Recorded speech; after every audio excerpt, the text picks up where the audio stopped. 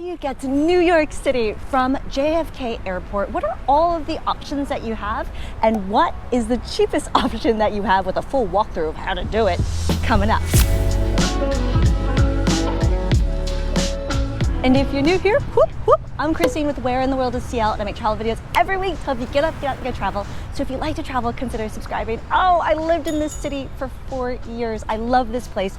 And this is a question that people ask me all the time. So I'm making this helpful video to hopefully make your travels a little bit more easy. So let's dive in. Let's first start with a walkthrough of all of the options that you have, because maybe the cheapest option isn't the best option for you. So I'm gonna talk you through a quick how-to for each one and a detailed walkthrough of the one that I chose, which was AirTrain to the subway.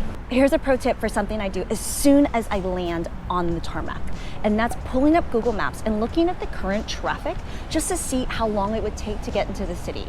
And that helps me to determine if these first two options, one, looking at an Uber or a Lyft, and I like to look at the rates in that moment just to see what it might be like. This is the rate that it was when I first landed, and I looked for you guys right now just as a comparison point, and this is the current rate right now. And so for this trip, Uber is something I did consider. The other option you have here is a taxi, and maybe the Uber wait time is too long, so maybe it makes sense for you to take a taxi instead. But both of these options totally depend on the traffic. And I did look up for you guys some highly rated and reviewed private transfers via Viator. So that's another option if you just want to have all of that set up in advance, but that might be the most expensive option. And there's a reason why over the security announcements, they say if someone approaches you about transportation, don't do it. Spare yourself, don't do it. When I was a newbie a long time ago, I did it once. It was not a good experience. Which, by the way, if you're getting some value out of this video, make sure you cheers that like button, consider subscribing, and add your tips below and tell me if you're coming to New York City. I'd love to know. All right, let's jump to public transportation and some cheaper, maybe options that make sense time-wise as well that might work better for you. The first option is the Long Island Railroad, and the second option is the subway. But for either one, you need to jump on the AirTrain. And the AirTrain right now, current rates are $7.75, but you're gonna jump on the AirTrain and you're gonna take it over to Jamaica Station. My tip for you here, deciding between the Long Island Railroad and the subway, really comes down to where are you going? If your accommodations, your hotel or your Airbnb or wherever you're staying is next to Penn Station, or is very easy to get to from Penn Station, then going via the Long Island Railroad is probably a very good option for you. For me, my hotel was 1.5 blocks off of the E train. And from Jamaica Station, you have the J, Z, and E trains to get you into the city. And so for me, it made sense to take the subway. Plus, it was a straight shot on the E train, so I never had to transfer. So that's what made sense to me.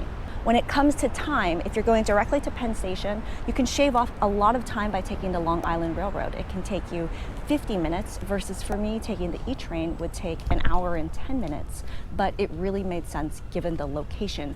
So once you get to Jamaica Station from the AirTrain, you are paying at the exit, and it's $7.75 right now, and tons of info in the show notes below, so make sure you check them, including the private transfer options via Viator.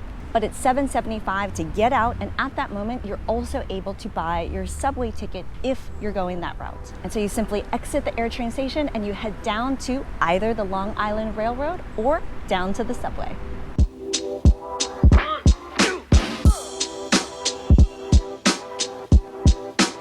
Wouldn't be New York if I didn't just miss my train, if I wasn't asked for money by some random dude over there, and there's a homeless guy parked.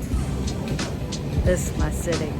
So again, to recap, all of your options, look at Google Maps, check the current traffic situation. Maybe it makes sense to take an Uber.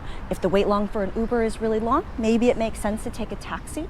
Maybe it makes sense to be stress-free and take a private transfer. Or take public transportation, and depending on where you're headed in New York City, you can determine whether it makes sense to take the Long Island Railroad to Penn Station, or maybe it makes sense for you to take the subway.